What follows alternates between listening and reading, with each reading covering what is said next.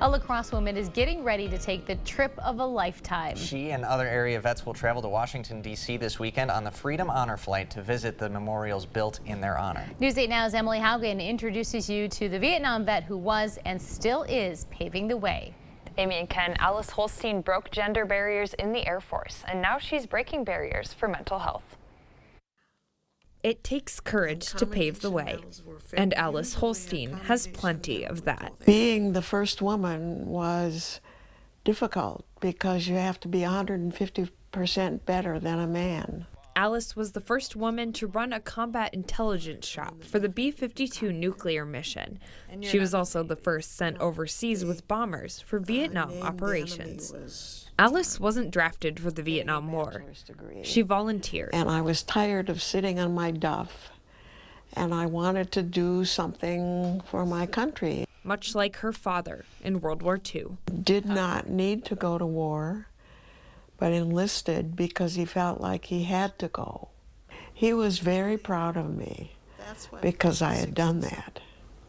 But I didn't do it because he did it. Alice persevered through officer training school, then intelligence school. And a lot of the women didn't make it.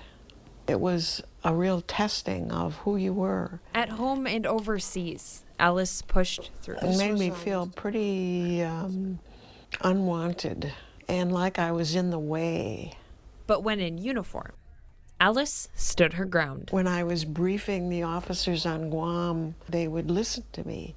Alice's return to the U.S., like other Vietnam veterans, was hard. I didn't admit that I had been in the military for a long time. Alice didn't come home to la-crosse until after she was diagnosed with bipolar disorder. The doctors told me that it was a pretty bleak prognosis, and I got angry at them for that bleakness and said, I'm going to be as well as I can be. Alice says she found strength and hope working at the VA as an awarded peer support specialist. I have what I call a circle of love around me.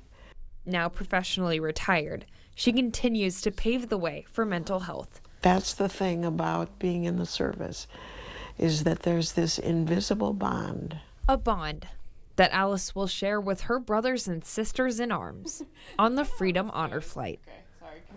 Alice is an author and she serves on community mental health boards. She says that she's looking forward to sharing this experience with her fellow veterans. Amy and Ken? All right, thanks a lot, Emily. Great story. Emily will be a part of another one of Alice's firsts this weekend on the Freedom Honor Flight. They're going to take off for Washington, D.C. on Saturday morning, and Emily's story will air right here on News 8 Now pretty shortly after that. That'll be very exciting as well. All right.